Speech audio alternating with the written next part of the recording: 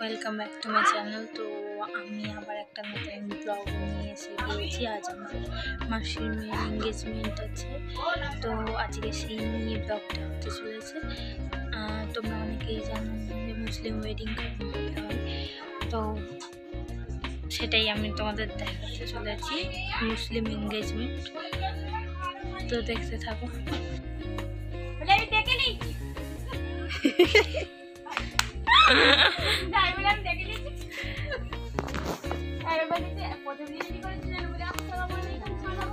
এখানে রান্না বান্না হচ্ছে, সব আমার মাসি আর মা মিলে রান্না বান্না করছে মোটামুটি জোগাড়জাতি।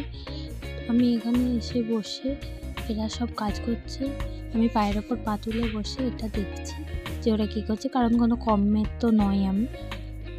এই তো আমরা বাইরে বেরোলাম, গিয়ে দেখলাম যে এই জায়গাটা কেমনভাবে কী করেছে। তো দেখে এসে আমরা ছাদে যেতে গেলাম, কারণ নিচে একদম রোদ্দুর ছিল না। ছাদে গিয়ে এইখানে মনে হয় খাওয়ানো দাওয়ানো হবে ভেবে তারপর ছবি তুললাম, তারপর ভিডিও করলাম, দেখলাম ওখানে খাওয়ানো ওপরে এসেছি যেখানে সবাইকে খাওয়ানো দাওয়ানো হবে। তো সেগুলো দেখতে এসেছি, এসেই সূর্যের আলোতে আমরা জমে গিয়েছি তিনজন। ছাদটা হেঁটে এখানে এই বড় দিদিরা মিলে কি সব কথা বলছিল, তাই ওকে ধরে পেটাচ্ছিল আর আমি সেটা মজা নিচ্ছি। ওর রিয়াকশন দেখেই বুঝতে পারছো, ও এমন কিছু বলেছে যেটার জন্য ও পেটানি খেলো। তো তার পাশেই একটা খুব সুন্দর পুকুর, বেশ বড়, যেটা আজকের দিনে খুব কম দেখা যায়। তো এই পুকুরটার একটু ভিডিও করলাম, একসময় এতে স্নানও করেছিলাম মেবি।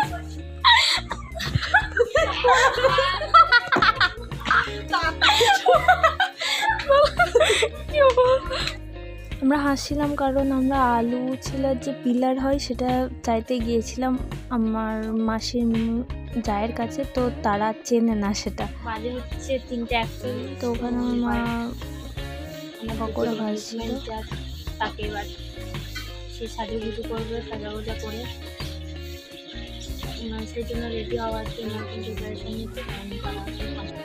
তো ছেলের বাড়ি থেকে সব তথ্য এসে গিয়েছে, তো সেগুলোরই একটা ছোট্ট মতো ক্লিপ নিলাম। তো আমাদের এঙ্গেজমেন্টে যা ছেলের বাড়ি থেকে আসে সেগুলোই পড়িয়ে তারপর আর কি এঙ্গেজমেন্ট স্টার্ট হয়। তেমন কোনো রিচুয়ালস নেই, জাস্ট রেজিস্ট্রি হলো। তো খুব কম সময়ের মধ্যেই খুব তাড়াতাড়ি দিদির এঙ্গেজমেন্টটা হয়ে গেল, আর বিয়েরও খুব বেশি দেরি নেই, জলদিই বিয়ের জিনিসপত্র তারা দিয়েছে। এখানে দিদিকে রেডি করার পর রেজিস্ট্রি হলো। অনেক জায়গায় ছেলেরা রেজিস্ট্রির দিনে আসে, কিন্তু এখানে হয়েছে দিদির রেজিস্ট্রির পর তারপর ছেলের বাড়িতে গিয়ে আবার তার সিগনেচার নিয়ে রেজিস্ট্রিটা কমপ্লিট হলো। এবারে এনার রেজিস্ট্রিতে আর কি জামাইবাবু আসেননি, কেন জানি না। তো এটা দিদির শাশুড়ি সম্পর্কে হয়, তো আশীর্বাদ যেমন হয় সব তেমনই আর কি এঙ্গেজমেন্টে। এখানে যেহেতু ছেলে আসেনি, তো তার মাই আংটিটা পরি। আর এটা হচ্ছে আমার দিদির ননদ আর কি। আমাদের ওয়াচ পরানোর একটা খুব আর কি বড় সড়ো নিয়ম আছে যে বিয়ে ঠিক হলেই মেয়েরা ছেলেদের, ছেলেরা মেয়েদের। লোকজন এই জন্য দেখছে অনেক।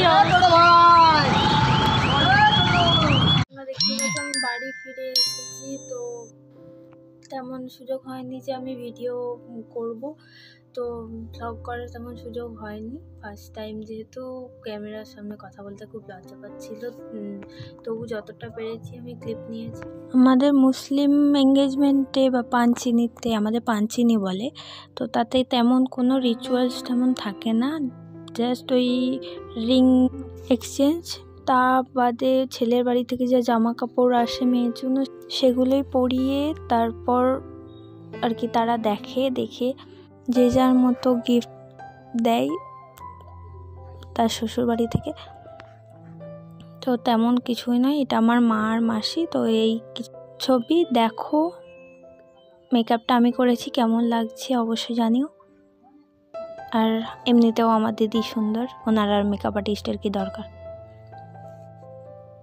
তার ওপর পিঙ্ক কালারের বেনারসি ওর গায়ে খুব সুন্দর লেগেছে। আর এটা আমার মাসির ছেলে।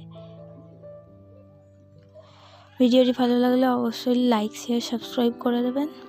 কমেন্টে জানাবেন যে ভিডিওটা কেমন হয়েছে, আরও চেষ্টা করব ইমপ্রুভমেন্ট আনার।